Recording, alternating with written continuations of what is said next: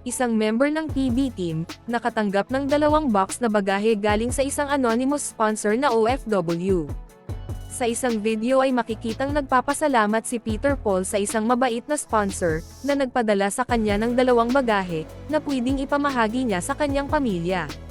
Sinabi ni Peter Paul na ang bagahe ay nakapangalan mismo sa kanya. Nabanggit din ni Peter Paul na sinabi ng sponsor na si Peter Paul na siya ang bahala kung kanino niya ito gustong ipamigay, pwedeng sa mga magulang niya, mga kapatid, mga pamangkin o mga kapamilya. Ipinapakita ni Peter Paul ang pag-unbox niya sa 2 bagahe. Una niyang binuksan ang maliit na box na may lamang mga sangkap sa paggawa ng spaghetti at iba pang mga sangkap.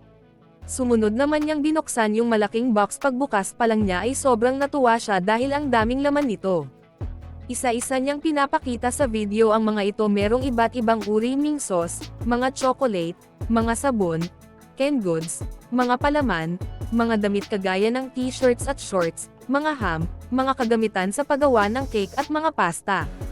Napansin din ni Peter Paul na maraming laman na chocolate ang bagahe. Sinabi niyang ipamimigay niya ito sa mga pamangkin niya. Nabanggit din niyang mayroon siyang 2 pamangkin sa bahay na siya ang nagpapaaral, isang high school at isang elementary. Dagdag pa niya na malaking tulong na rin ito sa kanya at sa mga magulang niya. Nabanggit din ni Peter Paul na siya yung nagtataguyod sa mga magulang niya at nagbibigay allowance sa kanila, gawa ng matatanda na nga ang mga ito. Sobrang tuwa ni Peter Paul at ang laki ng pasasalamat niya sa sponsor na nagpadala ng bagahe. Nabanggit ni Peter Paul na halos lahat ng kamag-anak niya ay tagapagsubaybay ng PB team sa kanilang misyon. At nakikita ng mga ito ang pamamahagi ng PB team ng iba't ibang uri ng bagahe doon sa mga katutubo. Sinabi din niya na kapag uuwi siya, at nagkita sila ng mga kamag-anak niya, ay tinatanong siya ng mga ito ng pabiro, na wala ba siyang dalang package para sa kanila. Pinaliwanag niya sa mga ito na yung mga ipinamahagi nilang package doon sa bundok, ay nakalaan talaga yon sa mga katutubo, at yon ang gusto ng mga sponsor na nagpadala ng mga ito. Kaya gayon na lang ang tuwa ni Peter Paul, nang makatanggap siya ng bagahe. Dahil tamang-tama ang pagdating nito, ngayong papalapit na ang Pasko.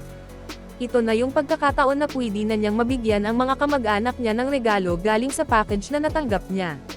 Nabanggit din niya na paghahati-hatiin niya ang laman ng package para mabigyan lahat ng mga kamag-anak niya kahit kunti basta may matanggap sila galing sa kanya. Nabanggit din ni Peter Paul na kahit hindi man ganon kadami ang pwede niyang maibigay pero ramdam niya ang pakiramdam at saya ng taong makatanggap. Lubos ang pasasalamat ni Peter Paul sa anonymous sponsor at naisipan nitong bigyan siya ng package. Sa may mga mabubuting puso na mga sponsor, sana wag kayong magsawang magbigay ng tulong sa mga nangangailangan, at sana patuloy pa kayong bigyan ng Diyos ng marami pang biyaya nang sa gayon marami pa kayong tao na matutulungan. At para sa more summary video ng Pugong Biyahero, wag kalimotang mag-like and subscribe.